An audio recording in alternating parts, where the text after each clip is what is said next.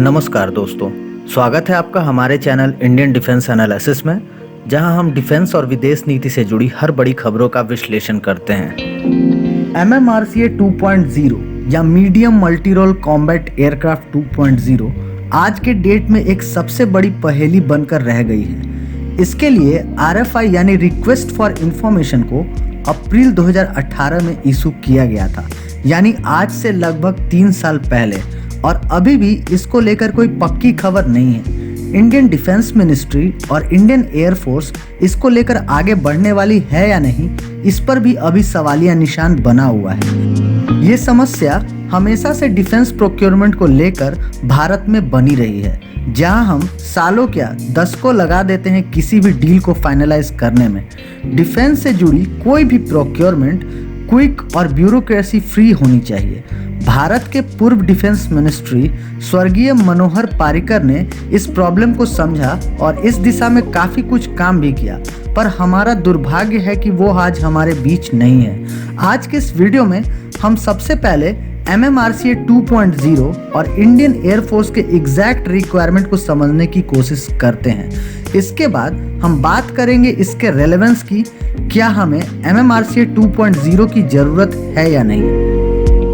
अगर हम MMRCA 2.0 के RFI को समझने की कोशिश करें तो उसमें 110 फाइटर जेट के प्रोक्योरमेंट की रिक्वायरमेंट रखी गई है, जिसमें से 75% तक सिंगल सीट और बाकी के 25% ट्विन सीटर होने वाले हैं। RFI के अनुसार 15% एयरक्राफ्ट फ्लाईअवे स्टेट यानी रेडी टू ऑपरेट स्टेट में डिलीवर होने चाहिए।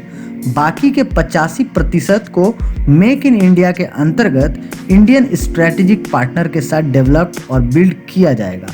एयरक्राफ्ट की डिलीवरी कॉन्ट्रैक्ट साइन होने के 12 साल के अंदर कंप्लीट हो जानी चाहिए। 12 साल का डिलीवरी टाइमलाइन सुनने के बाद ऐसा लग रहा है कि पाकिस्तान का J-17 ब्लंडर ही खरीद लेते हैं। Are you kidding me? Joke सपाट, तो अब आपको ओवरऑल MMRCA 2.0 और एयरफोर्स के रिक्वायरमेंट का आइडिया मिल गया है। अब हम बात करते हैं इसके रेलेवेंस की। क्या आज के डेट में इंडियन एयरफोर्स को MMRCA 2.0 के साथ आगे बढ़ना चाहिए या नहीं। इंडियन एयरफोर्स के पास अभी फाइटर जेट्स की 30 स्क्वाड्रन है, जिसमें MiG-21 Bison, Jaguar, French Mirage 2000, MiG-29, Sukhoi 30 MKI और LCA तेजस शामिल हैं। MiG-21 बाइसन को 2024 तक कंप्लीटली फेज आउट कर दिया जाएगा, जिसके बाद इंडियन एयरफोर्स की स्ट्रेंथ और भी कम होने वाली है। इसकी इमीडिएट भरपाई करने के लिए पिछले साल डिफेंस एक्विजिशन काउंसिल ने 38,900 करोड़ की डील को मंजूरी दी थी, जिसके अंतर्गत इंडिया भारत सुखोई 30 MKI का लाइसेंस प्रोडक्शन, 21 नए MiG-29 का प्रोक्योरमेंट और 59 एग्जिस्टिंग MiG-29 को MiG-29 UPG के स्टैंडर्ड में अपग्रेड करने वाली है। अगर हम 30 स्क्वाड्रन को बेसलाइन मानकर चले तो इंडियन एयरफोर्स को 12 और स्क्वाड्रन यानी 192 सिंगल सीटर और 24 ट्विन सीटर कुल मिलाकर 216 फाइटर जेट्स की रिक्वायरमेंट है। हाल में ही इंडियन गवर्नमेंट ने 83 LCA तेजस की डील को मंजूरी दी है, तो इसके डिलीवरी के बाद 133 फाइटर जेट्स की एडिशनल रिक्वायरमेंट होगी। अब अगर हम एमका के डिलीवरी को अगर कंसीडर करते हैं तो इंडियन एयरफोर्स को 40 एमका MK1 और 80 एमका MK2 को 2035 तक प्रोक्योरमेंट करने वाली है। इसके बाद सिर्फ 13 फाइटर जेट्स ही बच जाते हैं, और जो फाइटर बीच में फेज आउट होंगे उन्हें भी अगर कंसीडर कर ले तो उनको तेजस MK2 से आसानी से रिप्लेस कर लिया जा सकेगा, क्योंकि तेजस MK2 2026 तक प्रोडक्शन में आ जाएगा। इसका मतलब ये हुआ कि भारत अपने इंडिजिनस फाइटर जेट प्रोग्राम से 2035 या अभी से 14 साल में 42 स्क्वाड्रन स्ट्रेंथ को अचीव कर लेगा। अब अगर हम तेजस MK2 के और ज़्यादा ऑर्डर्स प्लेस करेंगे, जो कि होने वाले हैं, तो 42 स्क्वाड्रन स्ट्रेंथ को 2035 से पहले भी हम अचीव कर सकते हैं। पर अगर अभी के रिक्वायरमेंट और पाकिस्तान और चाइना के ट्रू फ्रंट वार सिचुएशन को देखें तो इंडियन एयरफोर्स MMRCA 2.0 का वेट नहीं कर सकती है, क्योंकि अगर ये फाइनलाइज होता भी है तो इसकी डिलीवरी को 12 साल लगने वाले हैं और ये 2034 या 2035 तक कंप्लीटली डिलीवर होंगे, जब तक कि हमारे इंडिजिनस फाइटर जेट प्रोग्राम जैसे कि तेजस MK2 और M का इस रिक्वायरमेंट को इस टाइमलाइन तक आसानी से पूरा कर देंगे।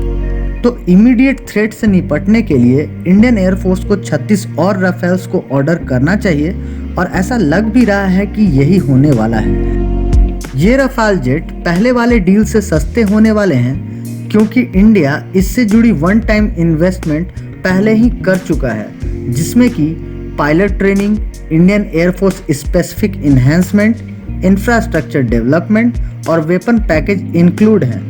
हाल में ही इजिप्ट द्वारा प्रोक्योर किए गए राफेल के सेकंड बैच काफ़ी सस्ते और मात्र $4.5 बिलियन में इजिप्ट को 30 राफेल मिले।